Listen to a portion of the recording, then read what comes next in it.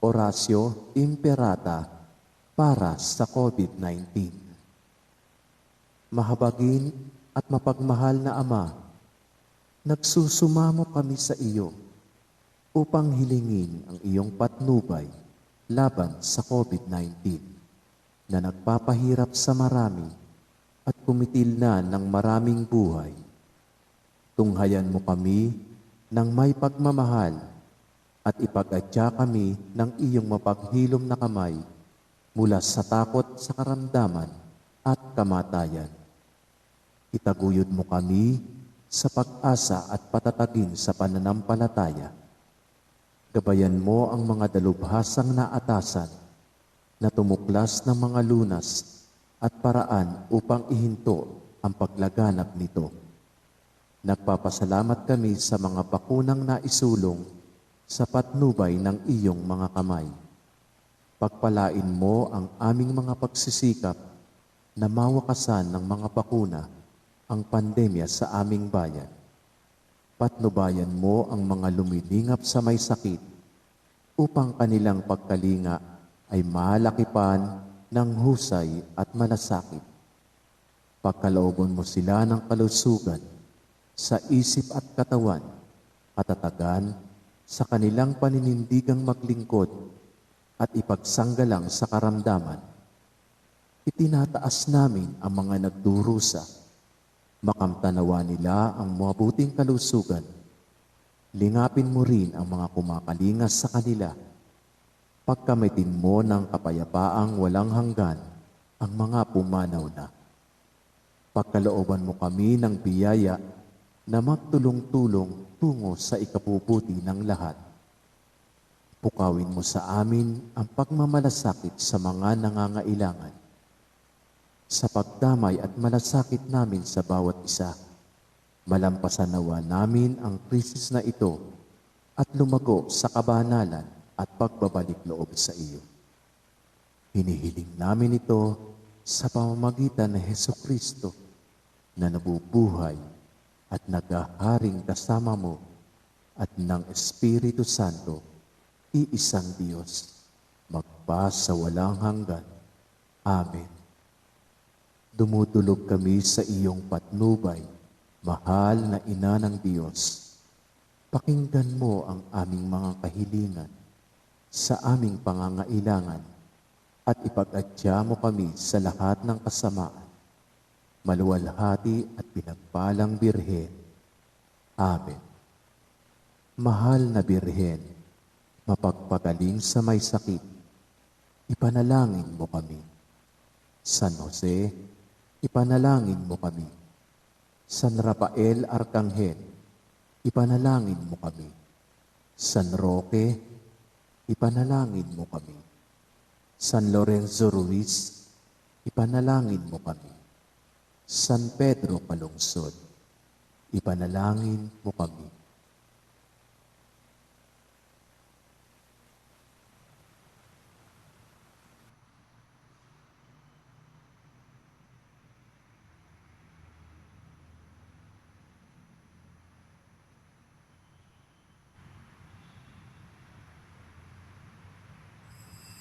Magsitayo po ang lahat. Buksan ang aming puso, turuan mo mag-alala sa bawat pagpupuro, lahat ay makayagap. Buksan ang aming sikatan ng liwanag ng pusang matangkilik, tungkuling mabanal. Buksan ang aming panay, sarili maialay. Turuan mo ihanap kami ng bagong malay. Sa ngalan ng Ama at ng Anak at ng Espiritu Santo. Amen. Ang pagpapala ng ating Panginoong Hesukristo, ang pag-ibig ng Diyos Ama, at ang pakikipagkaisa ng Espiritu Santo naway sumainyong lahat. At sumaiyo rin. Kasisimula lang natin kahapon ang kapanahunan ng Kwaresma. Patuloy po tayo na nagninilay sa pinakabuod ng banal na panahong ito na tayo'y magbagong buhay.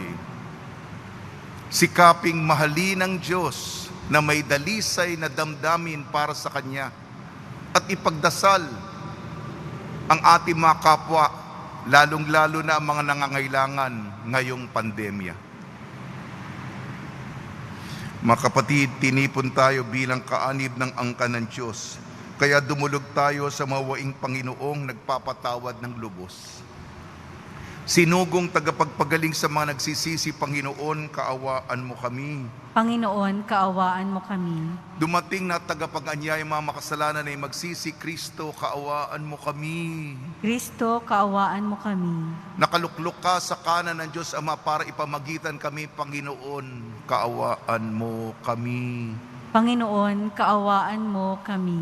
Kaawaan tayo ng makapangyarihan Diyos, patawarin tayo sa ating makasalanan at patnubayan tayo sa buhay na walang hanggan. Amen. Manalangin tayo. Ama naming makapangyarihan, sa iyong pagtataguyod ang aming mga ginagawa ay iyong pangunahan at ang iyong tulong ay iyong subaybayan upang lahat ng aming ginaganap ay sa iyo magbuhat at sa pamamagitan mo rin humantong sa wakas, sa pamamagitan sa Kristo kasama ng Espiritu Santo magpasawalang hanggan. Amen. Magsiupo ang lahat.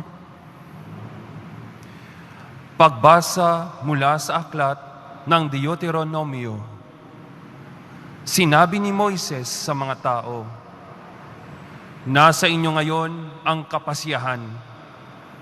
Kayo ang pipili ng buhay at kasaganaan o ng kahirapan at kamatayan. Kapag sinunod ninyo ang kautusan, inibig ang Panginoon at nilakaran ang kanyang mga landas, pagpapalain niya kayo sa lupaing ibibigay niya sa inyo. Mabubuhay kayo ng matagal at kanyang pararamihin kayo. Ngunit kapag tumalikod kayo sa Kanya at naglingkod sa ibang Diyos, ngayon pa'y sinasabi ko sa inyong malilipol kayo. Hindi kayo magtatagal sa lupaing tatahanan ninyo sa ibayo ng Hordan. Saksi ko ang langit at ang lupa na ngayoy inilahad ko sa inyo ang buhay o kamatayan at ang pagpapala o sumpa. Kaya piliin ninyo ang buhay para kayo at ang inyong lahi ay magtagal. Ibigin ninyo ang Panginoon, makinig sa kanyang tinig, at manatiling tapat sa Kanya. Sa gayon, mabubuhay kayo ng matagal sa lupaing ipinangako niya sa ninuno ninyong sina Abraham, Isaac at Jacob." Ang salita ng Diyos. Salamat sa Diyos. Mapalad ang umaasa sa Panginoon tuwina. Mapalad ang umaasa sa Panginoon tuwina. Mapalad ang taong hindi naakit niyong masasama upang sundan niya ang kanilang payot maling halimbawa. Hindi sumasama sa sinumang taong ang laging adhikay, pagtawanan lamang at hamak-hamakin ang Diyos na dakila. Nagagalak siyang laging magsaliksik ng banal na aral. Ang utos ng poon, siyang binubulay sa gabi at araw. Mapalad ang umaasa sa Panginoon tuwina. Ang katulad niya'y isang punong kahoy sa tabing batisan. Sariwa ang dahot, laging namumunga sa kapanahunan. At anumang gawin ay nakatitiyak na magtatagumpay. Mapalad ang umaasa sa Panginoon tuwina. Ngunit ibang-iba ang masamang tao. Ipa ang kawangis. Siya'y natatangay at naipapadpad kung hangi umihip. Sa taong matuwid ay Panginoon ang siyang nag-iingat. Ngunit kailanman ang mga masama ay mapapahamak. Mapalad ang umaasa sa Panginoon tuwina. Magsitayo po ang lahat.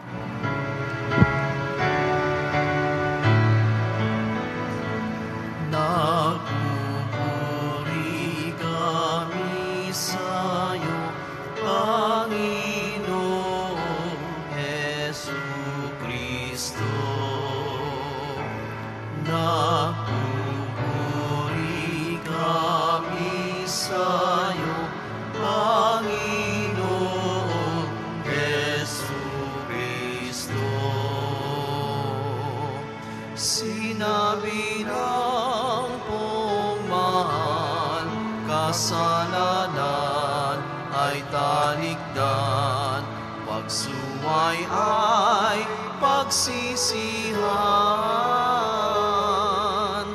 maghahari ng lusan ang buong Diyos na may kapal. Nagpupuri kami sa'yo, Panginoong Jesucristo.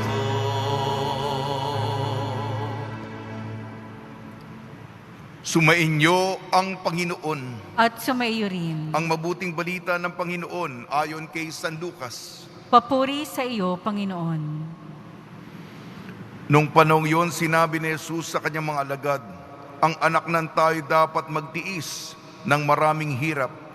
Itatakwil siya ng matatanda ng bayan at ng mga punong saserdote at ng mga iskriba. Ipapatay nila siya, ngunit sa ikatlong araw ay muling mabubuhay. At sinabi niya sa lahat, kung ibig ninyo man sumunod sa akin, limutin niyang ukol sa kanyang sarili. Pasanin araw-araw ang kanyang krus at sumunod sa akin. Ang naghahangad magligtas ng kanyang buhay ay siyang mawawalan nito. Ngunit ang mag-alay na kanyang buhay alang-alang sa akin ang siyang magkakamit noon. Ano nga ang mapapala ng tao? Makamtan man niya ang buong sanlibutan, kung ang katumbas naman nito'y ang kanyang buhay. Ano ang mapapala niya kung siya'y mapapahamak? Ang mabuting balita ng Panginoon. Pinupuri ka namin, Panginoong Hesukristo. Magsiyo po ang lahat.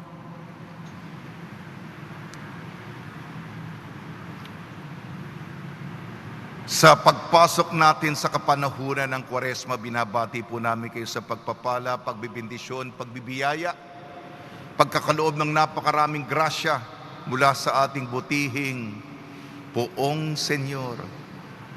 Kwaresma.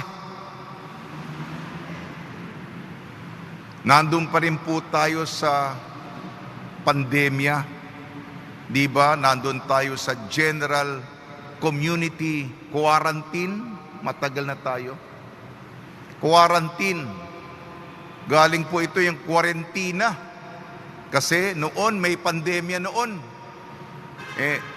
Yung mga barko, kailangan muna sila ng 40 araw. Mahaba noon. 40 araw. Mahabang panahon.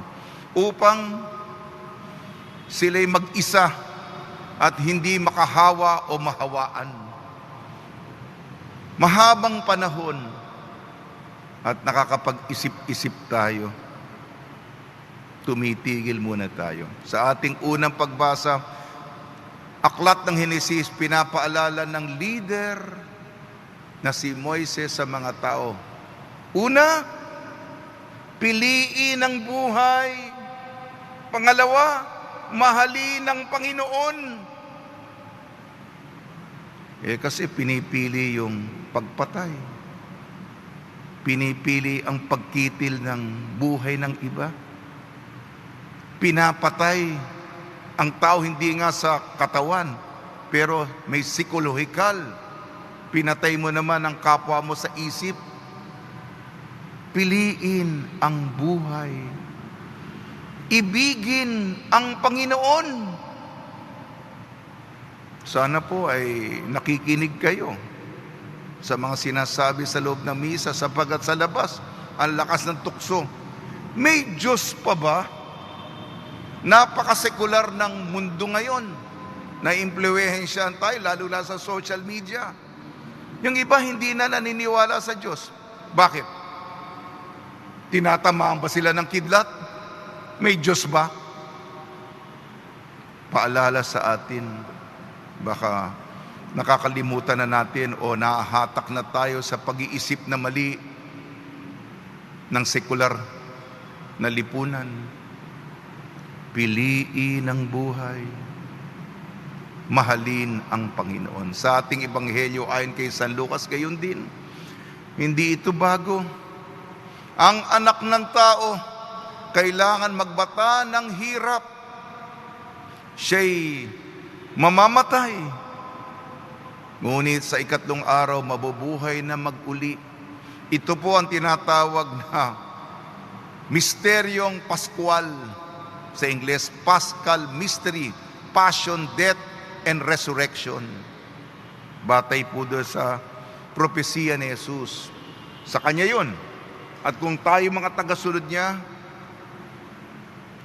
wag natin hanapin ang buhay natin. Wag natin atupagin ang ating kaprityuhan, ang pagpapakasasa.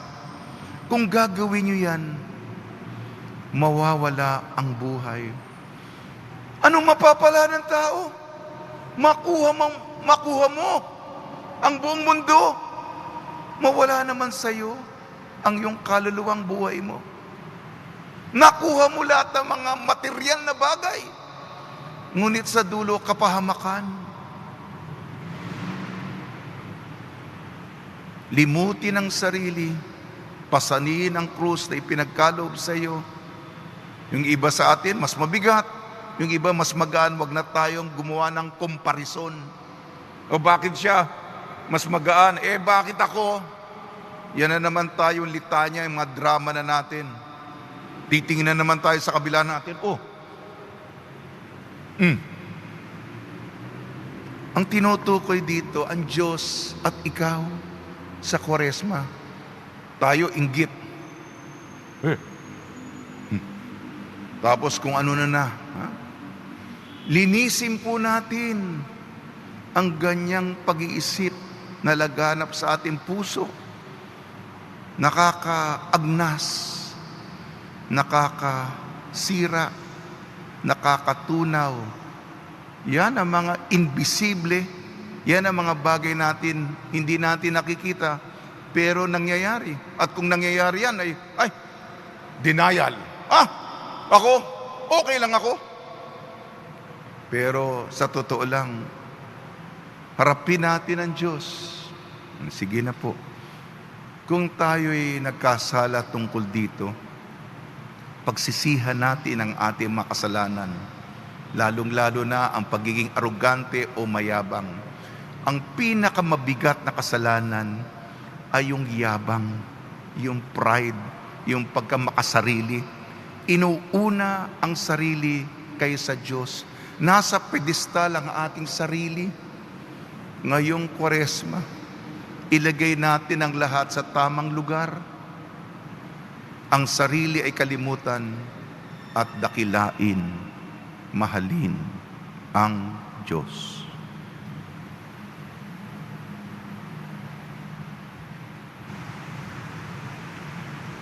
Magsitayo po ang lahat.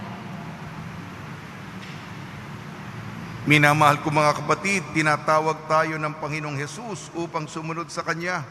Magpasa ng krus katulad niya at ihabilin sa Kanya ang lahat ng nagdurusa. Ang tugon po natin, Hesus, loobin mong ang iyong krus ay aming kaligtasan. Jesus, loobin mong ang iyong krus ang aming maging kaligtasan. bilang kasapi ng simbahan. Naway maisabuhay natin ang diwa ng krus at maging handang magpakasakit para kay Kristo at sa Ebanghelyo. Manalangin tayo. Jesus, loobin mong ang iyong krus ang aming kaligtasan. Ang mga pinuno ng ating bayan, naway mahabag sa mga mahihirap at gawin ang mga nararapat upang puksain ang pang-aapi. Manalangin tayo. Jesus, loobin mong ang iyong krus ang aming maging kaligtasan. Ang mga nagdurusa, mga dukha, may sakit, may kapansanan at mga bilanggo, naway hindi mawala ng pag-asa, bagkus ay makaranas ng nagpapaginhawang pag-ibig ng Diyos. Manalangin tayo. Jesus, loobin mong ang iyong krus ang aming maging kaligtasan. Ang mga nag-iisa sa buhay, naway makatagpo ng mga taong handang dumamay sa kanilang mga problema sa buhay. Manalangin tayo. Jesus, loobin mong ang iyong krus ang aming maging kaligtasan. Diyos naming Ama, ang pagpapakasakit at pagkamatay ng iyong anak ang nagbibigay ng buhay sa mundo. Hiniling namin sa pamamagitan ni Kristo ng aming Panginoon. Amen. Magsiyo po ang lahat.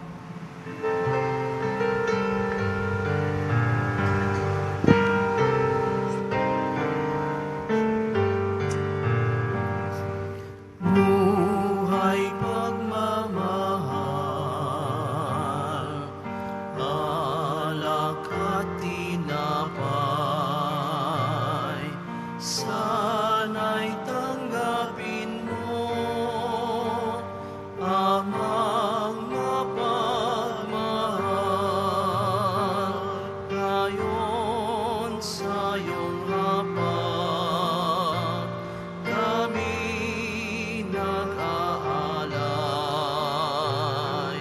alak at tinapay, alay ng iyong bayan. Buhay pagmamahal, alak at tinapay, sana'y tanggapin mo amang mapagmahal.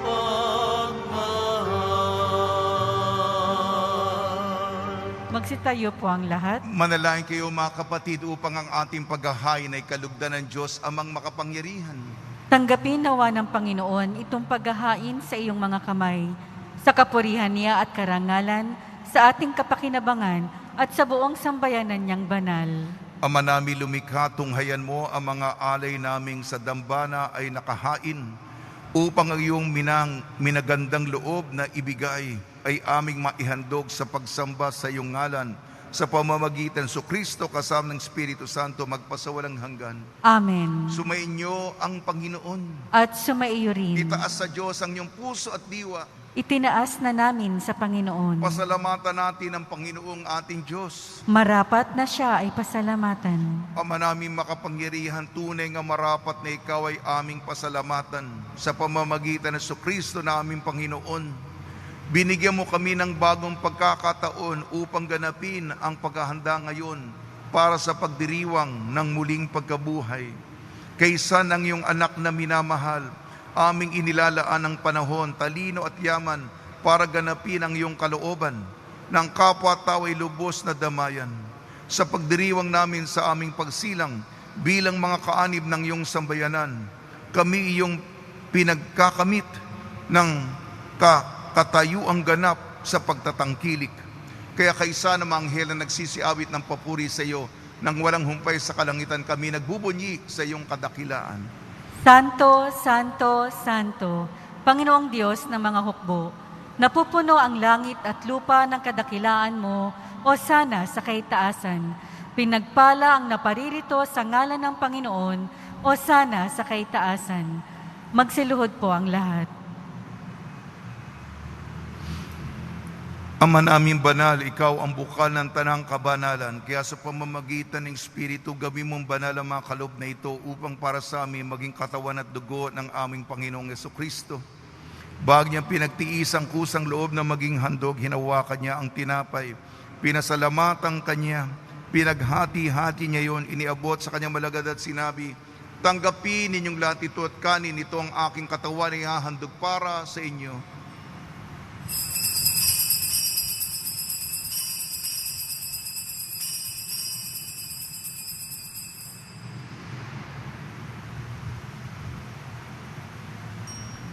Gayon din naman nung matapos ang hapunan, hinawakan niya ang kalis, muli kanyang pinasalamatan. Inibot niyang kalis sa kanyang malagad at sinabi, "Tanggapin ninyong lahat ito at inumin, itong kalis ng aking dugo, ng bago at walang hanggang tipan. Ng aking dugo na ibubuhos para sa inyo at para sa lahat. Sa kapagpapatawad ng mga kasalanan, gawin ninyo ito sa pag-alala sa akin."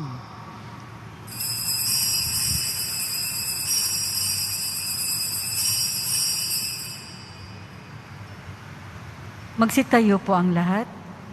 Ipagbunyi natin ang misteryo ng pananampalataya. Si Kristo'y namatay, si Kristo'y nabuhay, si Kristo'y babalik sa wakas ng panahon. Ama, ginagawa namin ngayon ang pag-alala sa pagkamatay at muling pagkabuhay ng iyong anak.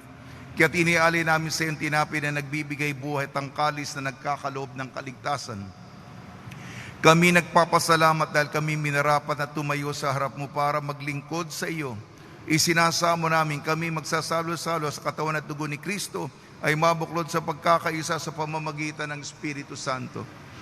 Ama, lingapin mo yung simbahang laganap sa buong daigdig. Puspusin mo kami sa pag-ibig kaysa ni Francisco na aming Papa, ni Broderick na aming tagapangasiwa at ng Tanang Kaparian. Alalahanin mo rin ang mga kapatid namin na himlay, na may pag-asang sila'y muling mabubuhay. Gayon din ang lahat ng mapumanaw, kaawan mo sila at patuloyin sa iyong kaliwanagan.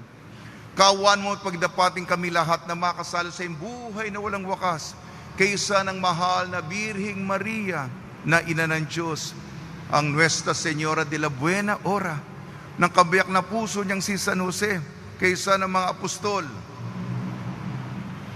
San Aloysius Gonzaga, San Sebastian, San Lazaro, San Roque, ni San Juan Bautista at ng lahat ng mga banal na namuhay dito sa daigdig ng kalugod-lugod sa iyo. May pagdiwang nawa namin ng pagpupuri sa kararangal mo sa pamamagitan ng anak na aming Panginoong Hesukristo.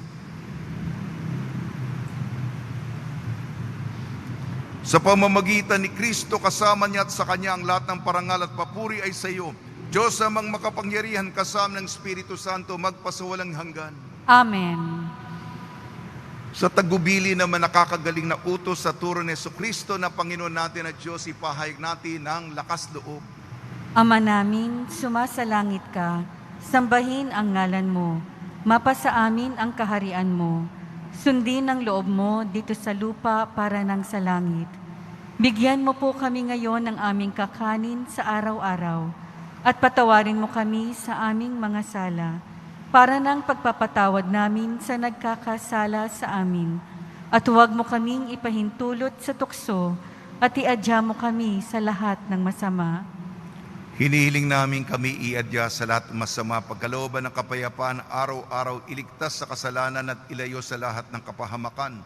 Samantalang aming pinananabikan ng dakilang araw ng pagpapahayag ng tagapagligtas naming si Jesucristo. Sapagkat iyo ang kaharian at ang kapangyarihan at ang kapurihan magpakailanman. Amen. Panginoon Jesucristo, sinabi mo sa iyong mga apostol, kapayapaan ang iniiwan sa inyong aking kapayapaan, ibinibigay ko sa inyo.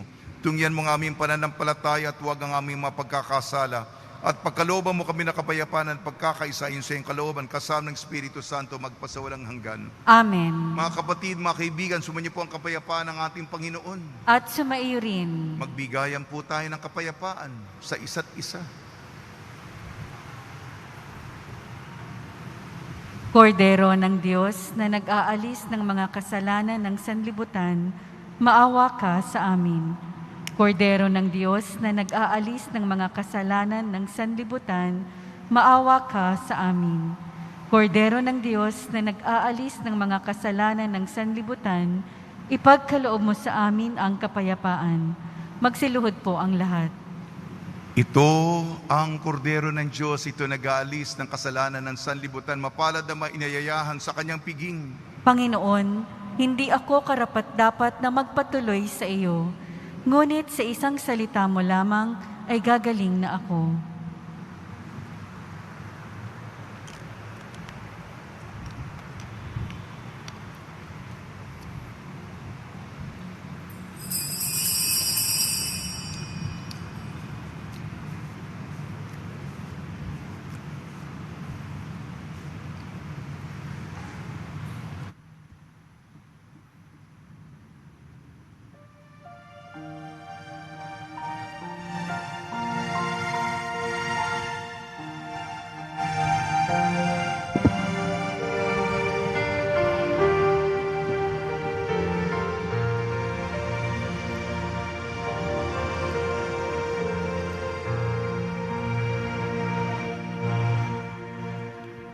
O Diyos na aking buhay, maawa po kayo.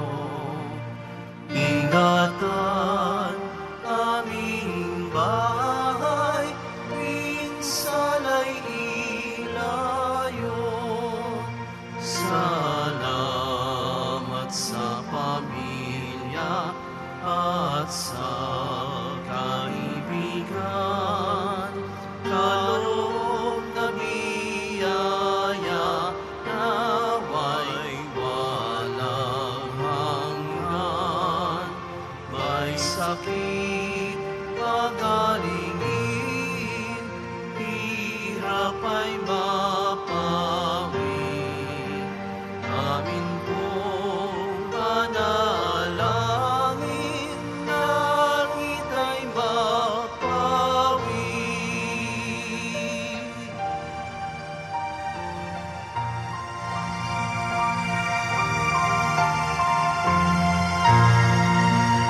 Tayo ay mapabilang sa kaharian niya.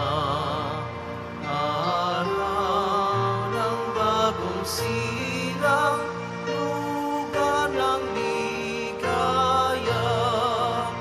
Kapiling si Maria at si San Jose, Anghel na masasaya, Apostol na Jose. Poong Senyor purihin, paring nasa trono, kanyang alay sambahin, Viva Nazareno.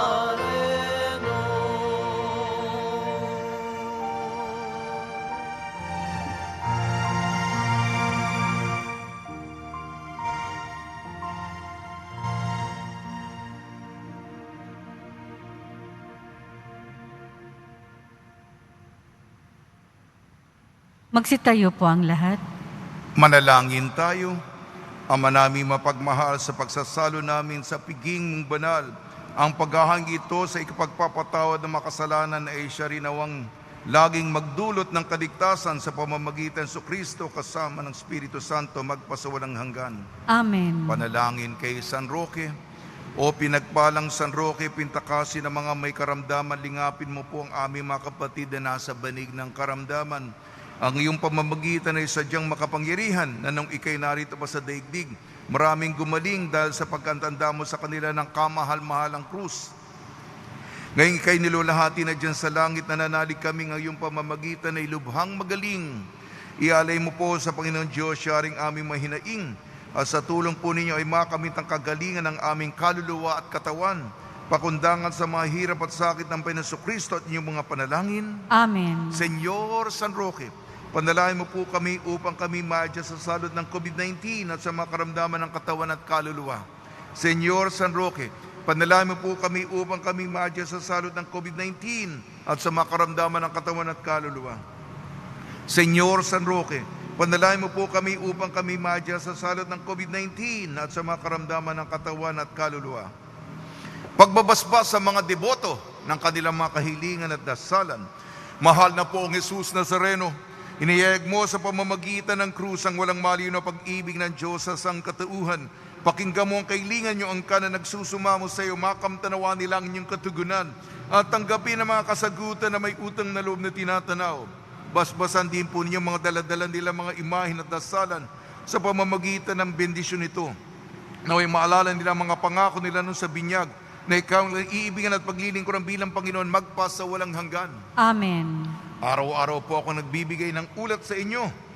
Nagpapasalamat po ako sa inyo sa inyong partisipasyon. Naging maayos po at naging makahulugan ang ating pasimula ng Kwaresma sa Miyerkules de Ceniza. Patuloy po tayong magdasal para matapos na ang salot na ito at yung variant galing United Kingdom nasa ating bansa, nasa National Capital Region na po. Pagdasal po natin hindi po kumalat at lumaganap. Salamat po sa inyong cash contribution at mga nagbigay kahapon. 1 box Lucky Me beef noodles, 3 boxes Lucky Me chicken noodles, 1 box Lucky Me beef noodles, 100 pieces face shield, 1 box Lucky Me beef noodles, 1 box assorted goods, 2 boxes noodles beef and chicken. Pagpalain at gantimpalaan kayo ng Poong Senyor. Sumainyo ang Panginoon. At sumayo rin. At pagpalain kayo ng makapangyarihan Diyos, Ama, Anak at Espiritu Santo. Amen. Paglayin po niyo sa inyong pag-alis ang kapayapaan ni Jesucristo. Salamat sa Diyos.